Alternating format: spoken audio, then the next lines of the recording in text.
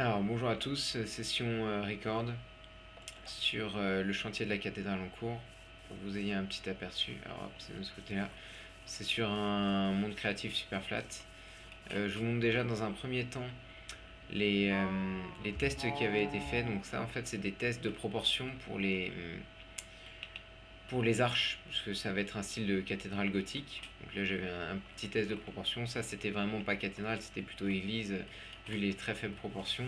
À chaque fois on a un exemple de ce à quoi ressemble l'arbalétrier de la voûte en fait. Donc là c'est les proportions, donc c'est 13 de hauteur sur 8 en anthrax, en circulation intérieure. Avec des piliers de 1, donc ça c'est le premier test, très petite dimension. J'aime beaucoup la proportion que ça a. Ça fait très petite église. Mais alors du coup pour une cathédrale il a fallu un peu augmenter. Donc là on est sur du, je sais plus, 19-13. Je pensais que c'était moins, je pensais que c'était encore plus massif. Avec notamment, j'ai laissé pour avoir un exemple. En haut des piliers, on a cette chose qui est pas très élégante du départ de la voûte qui s'ancre pas bien sur le sommet du pilier. Autre détail aussi que j'ai corrigé par la suite, donc voilà, ça c'est l'extérieur d'arbalétrier, c'est pour ensuite pouvoir reproduire plus facilement les constructions. C'est le fait que ce soit en fait une voûte triangulaire. Là, j'ai juste fait des diagonales en gros.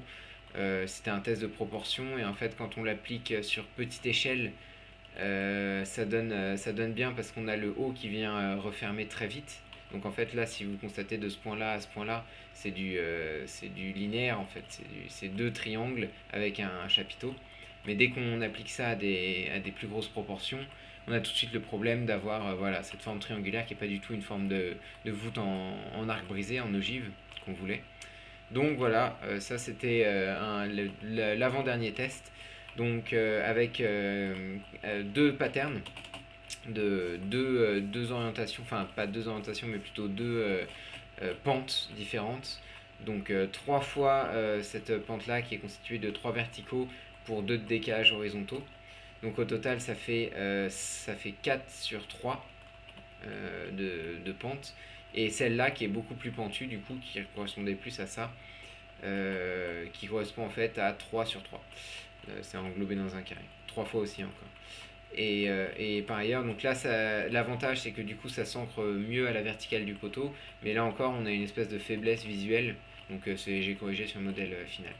Donc ça c'est plus ou moins les proportions finales, donc j'ai beaucoup augmenté le ratio, c'est du 24 sur 13, pour pouvoir ensuite mettre les arcs-boutants. Je sais même pas si ça va donner bien parce qu'elle n'est pas encore très très haute. Je vais voir les arcs-boutants comment je vais les réaliser. Peut-être qu'il faudra creuser en dessous pour encore augmenter la portion. Ouais, en le voyant, en vous en parlant, je réalise qu'en fait, il faudra augmenter. C'est des piliers de 8 avant que commence réellement la voûte. Et en réalité, pour être plus réaliste, il faudrait qu'on ait des piliers que ça fasse en fait. Alors, il y a le triforium, ça fait un tiers plus un sixième plus 2 sixièmes de voûte. Donc ça fait 2 tiers. Non, en fait, il y a 2 tiers de poteau et un tiers de voûte en gros. Donc là c'est pas du tout le cas. Donc en fait, oui, voilà, c'est ce que je vais faire. Je vais réaliser la même, mais en beaucoup plus élancé. Beaucoup plus haute en fait. Là, le problème, c'est que dans mon souvenir, on est en. Ouais, on n'aura pas la place. Mais c'est pas grave, je referai ou j'arrangerai, je ferai en sous-sol, hein, dans le super flat. Voilà. Donc voilà pour les tests. Ensuite, j'ai mis un beacon pour faciliter la construction. C'est du speed 2 que ça génère. Alors, voilà, là on rentre dans la zone d'effet du beacon. Donc voilà le début. Avec les fameuses voûtes qui ont été ancrées en pied de façon un peu plus massive, comme vous le constatez, en tête de poteau. Donc, pour vous montrer, là c'est vraiment la structure primaire, hein. Il n'y a pas grand chose de fait. C'est surtout par rapport aux proportions. Donc ça c'est l'entrée, donc enfin l'entrée va se situer devant. Ça c'est le narthex, donc la première partie avec les deux je sais plus comment ça s'appelle, mais qui soutiennent les tours sur les côtés. On va avoir, alors hop, on remet le jour. On va avoir les bas-côtés qui vont se découler d'ici. Donc c'est-à-dire qu'en gros, il va y avoir une rupture de la voûte sur sur deux dirons-nous, et ensuite ça va repartir en voûte brisée. Et qui vont se reprendre sur des pilastres extérieurs. D'où encore la nécessité d'augmenter de pas mal la... Ouais, en fait, ça, c'est la partie supérieure. En gros, là, il y a les deux tiers de construit, on va dire. Et il faut compter encore un tiers en hauteur qui sera en dessous. Le sol ne sera pas aussi haut, il sera un tiers en dessous. Pour qu'on ait la place ensuite de faire partir les arcs-boutants dans des jolies courbures, des jolies proportions. Et là, donc, on ait la place de faire partir donc, les voûtes brisées dans ce style-là. C'est environ à cette hauteur-là, que ça reprenne.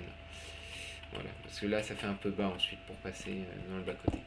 Donc voilà, donc comme je disais, le narthex ici, avec voilà la maçonnerie supérieure avec les voûtins.